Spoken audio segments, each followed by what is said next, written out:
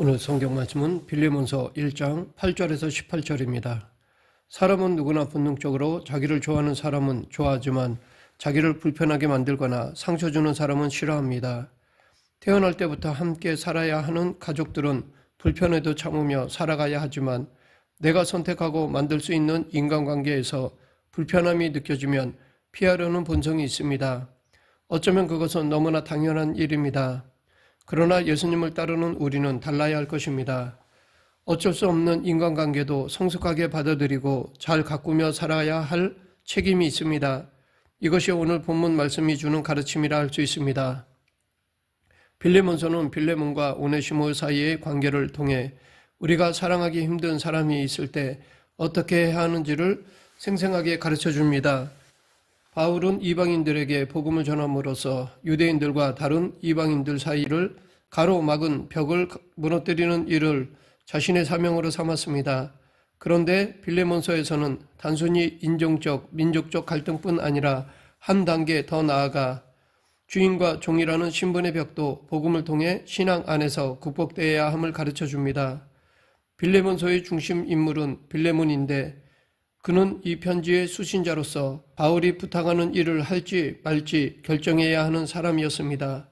바울이 빌레몬에게 부탁하는 내용은 17절에 요약되어 있습니다.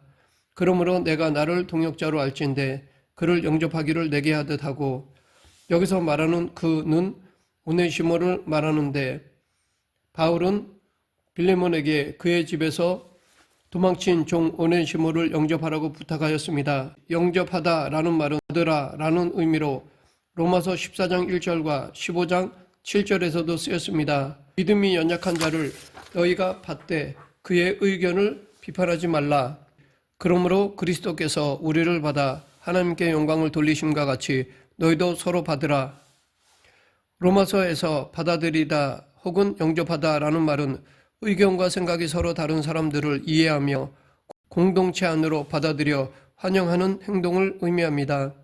빌레몬서에서도 바울은 이 단어를 쓰면서 빌레몬에게 오네시모를 영접하라고 부탁하는데 오네시모를 친절하게 환대하고 그를 공동체 안으로 받아들이라는 것입니다. 바울의 이런 부탁을 받은 빌레몬의 입장을 생각해 보면 마음이 편치 않았을 것이라 생각이 됩니다. 빌레몬은 바울을 통해 복음을 받아들인 그리스도인이었습니다.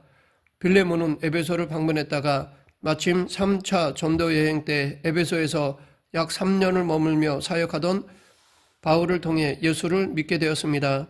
그러나 나중에 빌레몬 집의 종이었던 오네시모가 도망쳐서 로마로 갔다가 거기서 가택 연금 상태에 있던 바울을 만나서 예수님을 믿고 회심하였던 것입니다.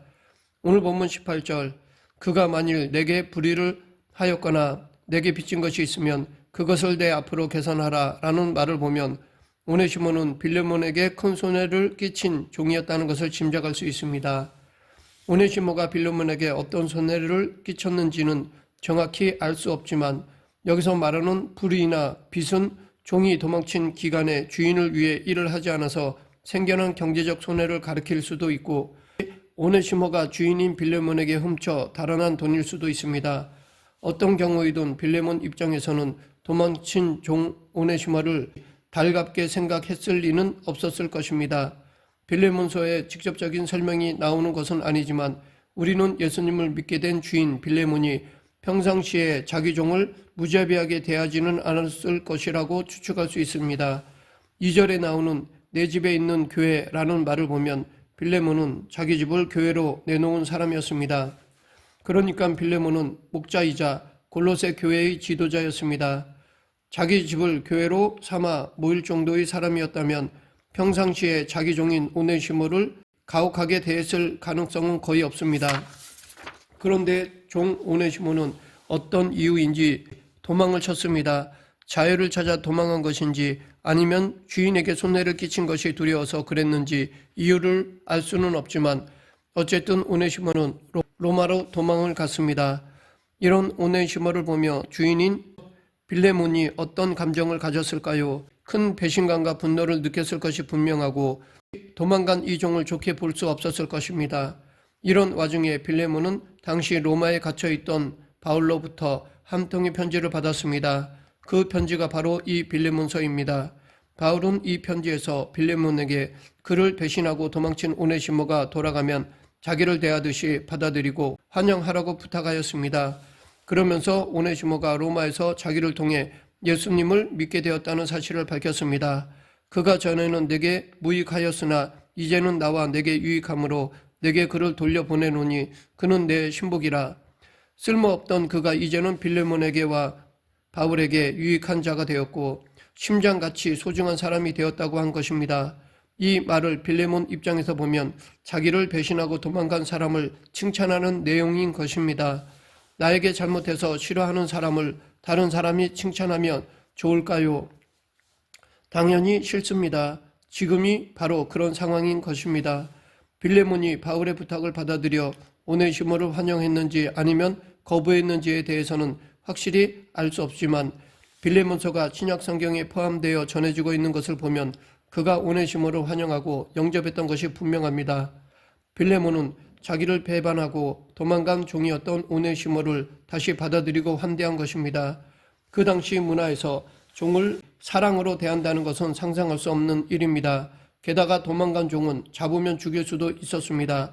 그런데 빌레몬은 자기를 배신하고 도망간 오네시모를 마치 그가 사도 바울을 대하듯 맞이하고 심지어 종 이상으로 대한 것 같습니다. 그렇다면 빌레몬은 자기를 배반한 종을 어떻게 영접하고 환영할 수 있었을까요? 우리는 빌레몬서를 통해 우리의 본성으로는 포용할 수도 없고 사랑하기도 힘든 사람을 어떻게 대할 수 있었는지를 배울 수 있습니다. 대부분의 사람들은 본능적으로 자기에게 상처가 되는 사람이 있다면 방어막을 치고 그를 자기 삶의 밖으로 밀어내려는 경향이 있습니다. 그런데 이 선천적인 기질을 극복하게 만드는 것이 후천적으로 주어진 하나님의 은혜입니다. 우리는 하나님의 은혜를 통해 우리의 기질과 본성을 뛰어넘어 사랑하기 힘든 사람의 손을 잡을 수 있게 됩니다. 그러기에 우리는 사랑하기 힘든 사람을 만날 때 바울이 빌레몬에게 해준 말들을 주목해서 읽어볼 필요가 있습니다. 바울은 세 가지 점을 지적하였습니다. 빌레몬은 바울의 이 권면을 통하여 도저히 용서하고 사랑할 수 없었던 오네시모를 받아들이고 품을 수 있었습니다. 첫째, 바울은 희생에 대해 설명하였습니다. 빌레몬은 희생을 배워야 했습니다. 13절, 그를 내게 머물게 하여 복음을 위하여 갇힌 중에서 내 대신 나를 섬기게 하고자 하나. 이 구절에서 바울은 오네시모를 빌레몬에게 다시 되돌려 보내는 이유를 설명하고 있습니다. 그 이유는 그를 내게 머물러 있게 하여 너 대신 복음을 위하여 갇힌 중에서 나를 섬기게 하고자 함입니다. 이 13절에서 주목할 부분은 갇힌 중이라는 말입니다.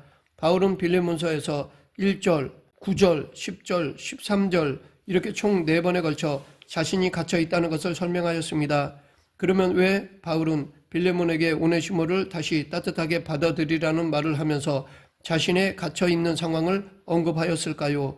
이미 갇혀 있는 것을 알고 있는 빌레몬에게 왜 이렇게 반복적으로 말하고 있는 것일까요? 그것은 바로 복음은 희생을 요구한다라는 사실을 말하려고 하였기 때문입니다. 즉 바울은 자신도 복음을 전하다 보니 가택연금을 당하는 희생을 치르게 되었다고 말하는 것입니다. 이렇게 누구든지 복음을 위해 살다 보면 복음 때문에 손해를 보거나 희생을 감수해야 하는 상황에 처할 수 있다는 것입니다. 여기에 빌레몬이 새겨들어야 할 중요한 교훈이 있습니다.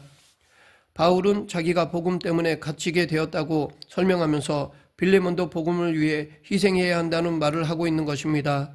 자기를 배신하고 도망간 종을 영접하고 더 나아가 종 이상으로 대접하는 것은 누구나 절대로 쉽게 할 수 있는 일이 아닙니다.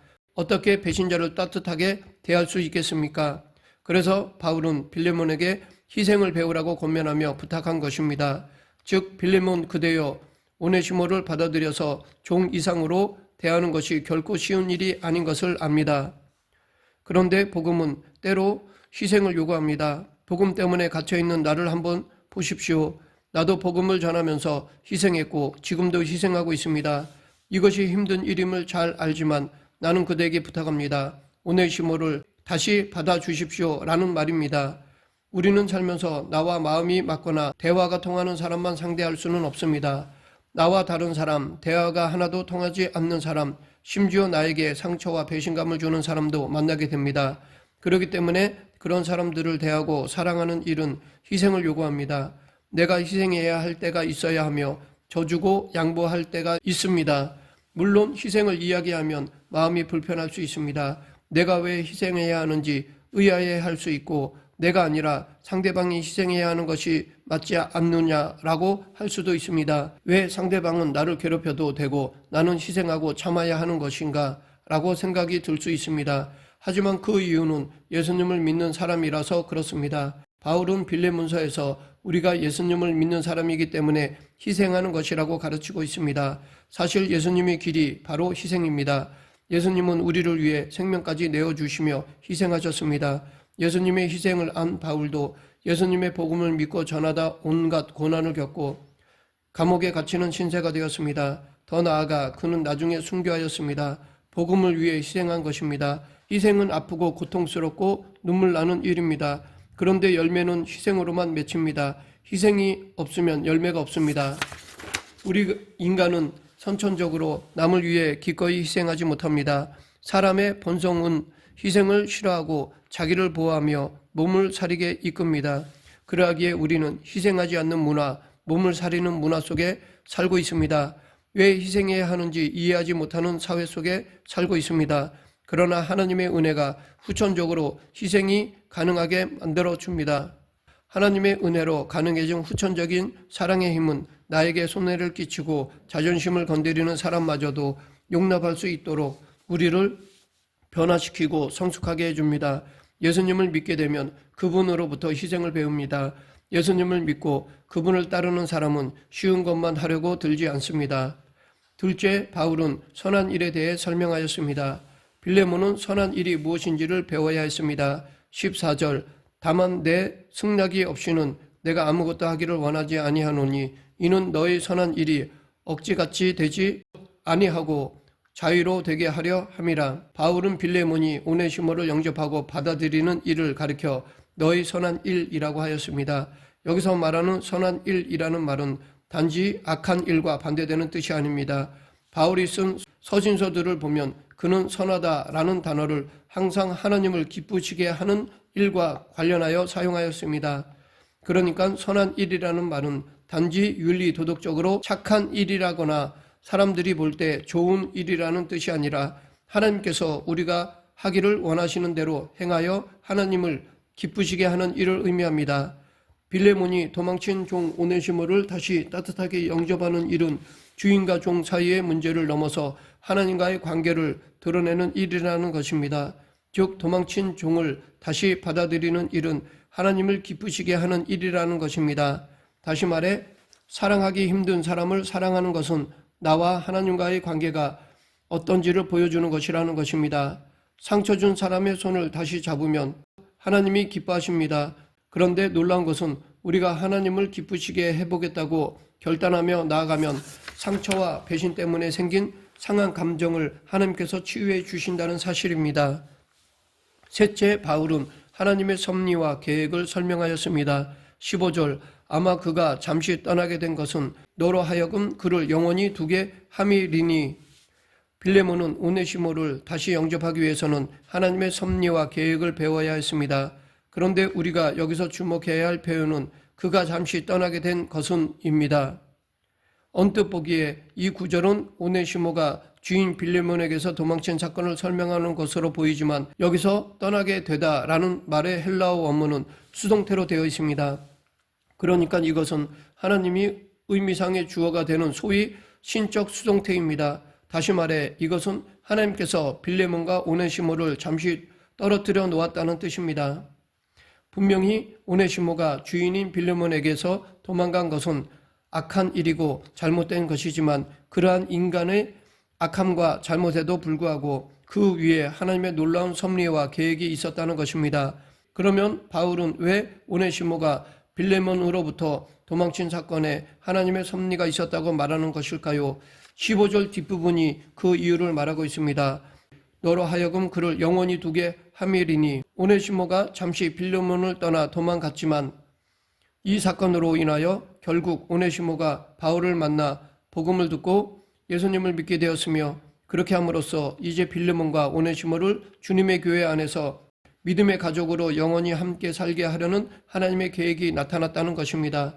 이 땅에서만 아니라 천국에서 영원히 함께 사는 관계가 되었다는 것입니다. 이처럼 나에게 상처를 준 사람을 사랑할 수 있는 힘은 상처와 배신 위에 있는 하나님의 계획과 섭리를 볼 수 있을 때 나옵니다. 하나님은 상처와 배신이라는 포장지 안에 당신의 선한 계획과 섭리를 숨겨놓고 계십니다. 배신감과 상처에만 집중하다 보면 나를 힘들게 하는 사람을 사랑하는 것이 불가능합니다. 그러나 그 안에 담겨있는 하나님의 섭리와 계획을 보게 되면 사랑하기 힘든 사람도 용납하고 용서하며 따뜻하게 받아줄 수 있습니다. 그러므로 나에게 실망감을 주는 사람, 정말 사랑하기 힘든 사람을 만나거든 그 사람을 통해 일하시는 하나님의 계획과 섭리를 보는 데 집중해야 할 것입니다. 그 사람을 통해서도 하나님이 일하고 계시고 선한 계획을 이루신다는 관점을 가지고 그 사람을 보아야 할 것입니다. 이 빌레몬서는 오네시모가 직접 들고 가서 전한 것입니다. 그와 함께 골로새서를 전하는 것도 함께 했습니다. 그때 그는 자기가 배신했던 주인 빌레몬을 다시 만나게 되었고 빌레몬의 용서와 사랑으로 종에서 해방되어 함께 주님을 섬기는 교회의 일꾼이 되었습니다. 나중에 오네시모는 에베소 교회의 감독이 되었습니다. 이렇게 바울의 믿음의 권면과 빌레몬의 용서와 사랑의 결단으로 인하여 노예였던 오네시모가 변화되었고 주님의 일꾼으로 잘 성장하며 결국 에베소 교회의 감독까지 되는 역사가 일어났습니다. 말씀을 맺겠습니다. 사랑하기 힘든 사람이 있을 때 우리는 먼저 희생을 생각해야 합니다. 둘째, 하나님이 기뻐하시는 일이 무엇인지를 기억해야 합니다. 셋째, 하나님의 섭리와 계획을 생각해야 합니다. 그러면 하나님은 우리에게 사랑하기 힘든 사람들의 손을 다시 따뜻하게 잡아줄 힘을 주십니다. 우리도 사랑하기 힘든 사람을 용서하고 받아들이고 사랑으로 품어줄 때 엄청난 역사가 일어날 수 있습니다. 그런 역사가 우리의 삶 속에서도 나타나길 간절히 축원합니다. 기도하겠습니다. 사랑과 은혜가 풍성하신 하나님 아버지, 원수를 사랑하라는 말씀이 너무 힘들고 불가능합니다. 강권적으로 역사해 주셔서 원수도 사랑케 하여 주시옵소서. 예수님 이름으로 기도드립니다. 아멘.